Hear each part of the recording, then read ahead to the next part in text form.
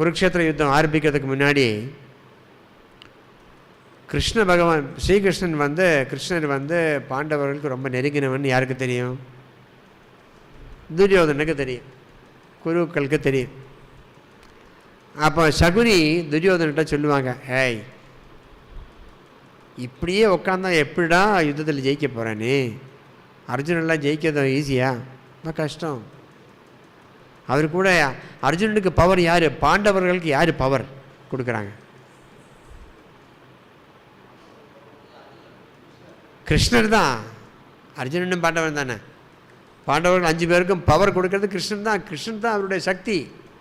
அதனால் முதல் நீ ஒரு வேலை செய். நீ முதல்ல கிருஷ்ணர்கிட்ட போயிட்டு அவருடைய சப்போர்ட்டு கேளு. சத்திரிய தர்மம் எப்படின்னா, ஒரு ராஜா வந்து நம்மக்கிட்ட இன்னொரு ராஜ்யத்தில் போய் அந்த அரசன்கிட்ட அந்த ராஜா கிட்ட என்னை சப்போர்ட் பண்ணுங்கன்னு சொன்னால் ஏற்றுக்கணும். அது ராஜ தர்மம். அர்ஜுனன் பாண்டவர்கள் போகிறதுக்கு முன்னாடி நீங்கள் போங்க, நீங்கள் முந்திக்கணும். இப்போ பாண்டவர்கள் போக போகிறாங்க. இப்போ கிருஷ்ணன்கிட்ட குருக்ஷேத்திர யுத்தம் வருது, கிருஷ்ணா என்ன செய்ய, நீங்கள் எங்களை ஹெல்ப் பண்ணணும்னு சொல்ல போகிறாங்க. அதுக்கு முன்னாடி நீ முந்திக்கணும், ஓடிப்போ, சீக்கிரம் போ அப்படின்னு சொல்லி 8 குதிரையை கட்டின தேரில் போகிறாரு. 8 குதிரைகளை கட்டின தேரில் ஃபாஸ்ட்டாக போகணுன்ட்டு. ஆனால் இவர் போகிறதுக்குள்ளே அர்ஜுனன் ஏற்கனவே வந்தாச்சு. அர்ஜுனனை பார்த்த போது ஆட நாசமே, இவன் இங்கேயும் வந்திருக்கேன், நான் வரதுக்கு முன்னாடியே. ஆனால் ஒரு குட் நியூஸ் என்னன்னா, பகவானுக்கு தெரியுது. அங்கே இருக்கிற காவல்காரன் வாட்ச்மேன் என்ன சொல்கிறாரு, நீங்கள் வருவீங்கன்னு பகவானுக்கு தெரியும், ஆனால் கொஞ்சம் ரெஸ்ட் எடுத்துகிட்டு இருக்கிறாங்க, கொஞ்சம் வெயிட் பண்ணுங்கள்.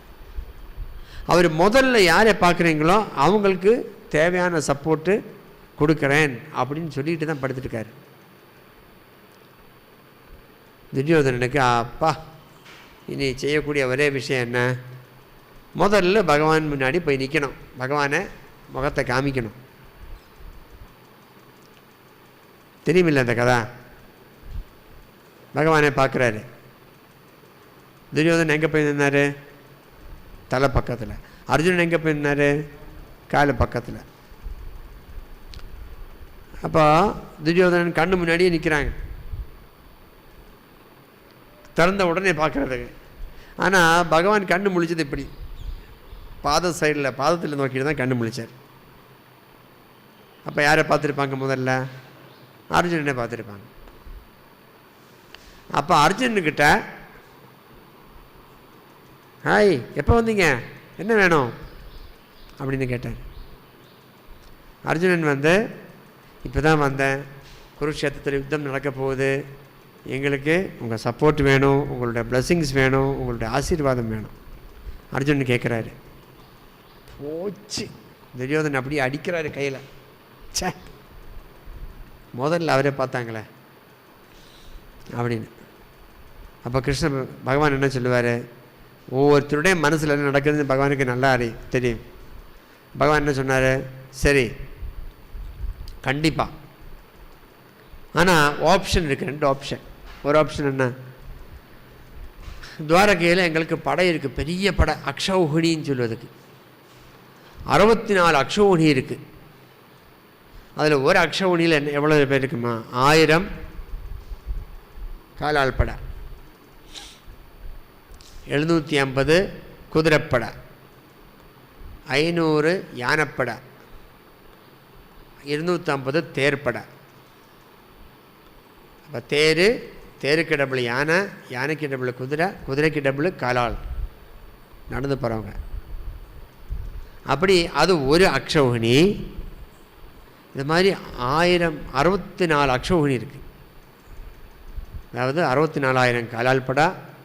அப்படி மல்டிப்ளை பண்ணி பாருங்கள், அவ்வளவு கடல் மாதிரி இருக்கும். அக்ஷௌஹிணி எல்லாம் சேர்ந்து அப்படி இருந்தால் கடல் மாதிரி இருக்கும். பகவான் கேட்டார், இந்த அக்ஷௌஹிணி வேணாமா? 64 அக்ஷௌஹிணியும் தந்துடுறேன்.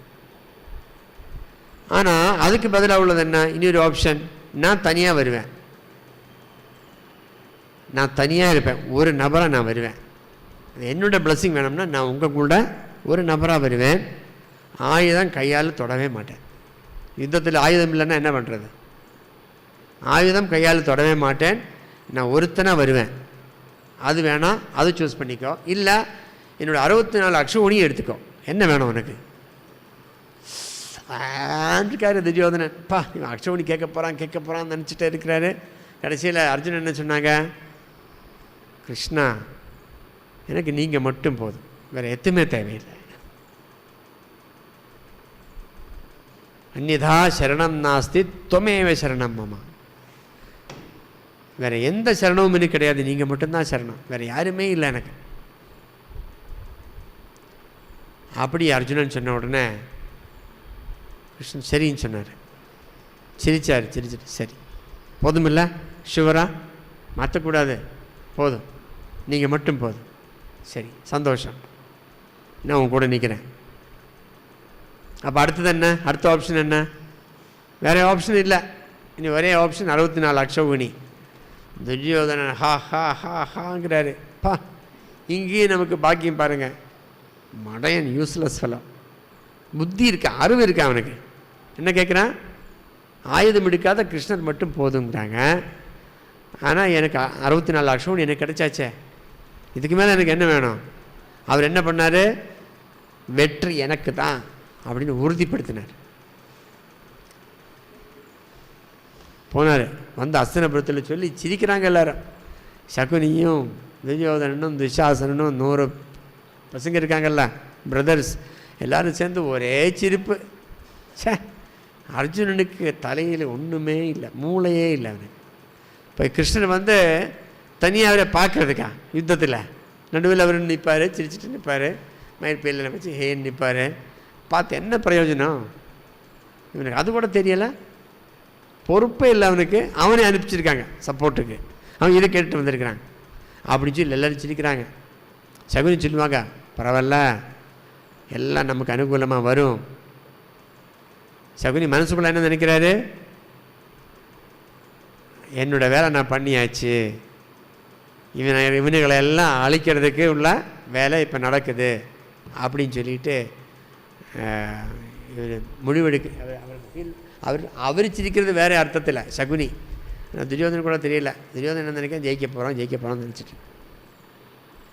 ஜெயஸ்து பாண்டுபுத்திரானாம் ஏஷாம் பக்ஷே ஜனார்தனஹா, ஏற்கனவே சொல்லியாச்சு மகாபாரதத்தில். ஜெயஸ்து பாண்டுபுத்திரர்கள் தான் ஜெயம், அவருக்கு தான் வெற்றி. காரணம் ஏஷாம் பக்ஷே ஜனார்தனா, பகவான் கூட நிற்கிறாங்கல்ல, தோக்க முடியுமா. இது ஒரு கதை, இந்த கதை எல்லாரும் கேட்டிருக்கிறாங்க. இதுக்கு என்ன அர்த்தம்,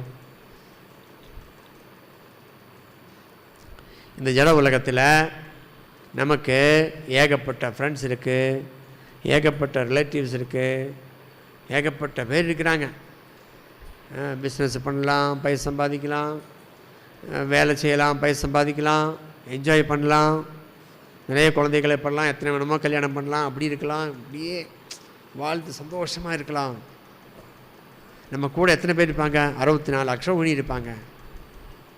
அத்தனை பேரோடு நம்ம சந்தோஷமாக இருக்கலாம். அது வேணுமா, பகவான் கேட்குறாரு, நான் ஒருத்தவங்க கூட வேணுமா.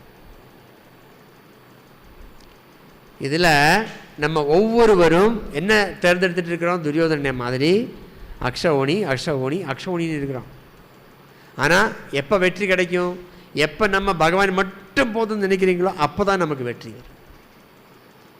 பகவான் வந்து ஆயுதம் எடுக்க மாட்டாங்க, உங்கள் கர்மம் நீங்கள் சஃபர் பண்ணுங்கள், உனக்கு எது ஹெல்ப்னு நான் பண்ண மாட்டேன், ஆனால் அவங்க கூட நிற்கிறேன் அப்படி சொன்னால் என்ன எடுப்பீங்க நீங்கள், எந்த ஹெல்ப்பும் வேண்டாம் கிருஷ்ணா, நீங்களே என் கூட இருந்தால் போதும் அப்படி சொல்கிறவன் தான் அர்ஜுனன், அப்படி சொல்கிறவன் தான் பக்தன் அர்த்தம். அப்போ அந்த கதைக்கு நமக்கு சம்மந்தம் இருக்கா, சும்மா ஒரு கதையா இல்லை, நம்ம வாழ்க்கையில் நம்ம பண்ணக்கூடிய விஷயங்களை எடுத்து காட்டக்கூடிய ஒரு கதை.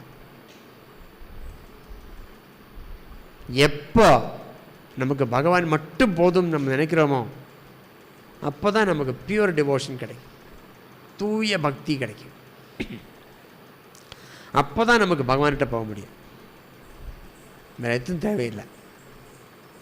ஆனால் வேறு ஏதோ தேவைன்னு நினைக்கிறவங்க என்ன பண்ணணும், சிவபெருமானை கும்பிடணும், பிரம்மதேவனை கும்பிடணும்.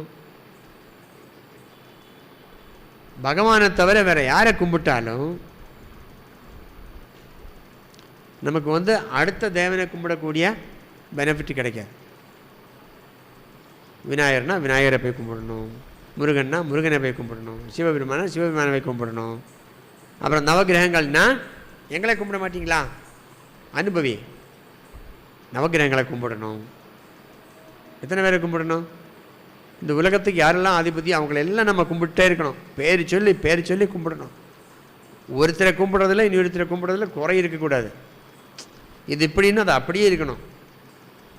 ஆனால் பகவானை கும்பிட்டா மீது எல்லோரும் என்ன செய்வாங்க? சரி சரி சரி, ஓகே ஓகே. காரணம் என்ன? பகவான் தான் முழு முதல் கடவுள். அவருடைய சக்தி தான் எல்லோரும் வச்சுருக்காங்க. கொஞ்சம் கொஞ்சமாக எல்லாத்துக்கும் நம்மளை ஆசீர்வாதம் பண்ணுறதுக்குண்டான சக்தி கொடுக்கறது பகவான் தான். இப்போ பகவானை கும்பிடுறவனே அவங்க என்ன செய்வாங்க? தேவர்களெல்லாம் சரிப்பா நல்லா இரு, என்ன வேணும் எடுத்துக்கோ, எல்லாமே கொடுப்பாங்க. எல்லா தேவர்களுக்கும் ஃப்ரெண்டு யார்? பக்தர்கள்.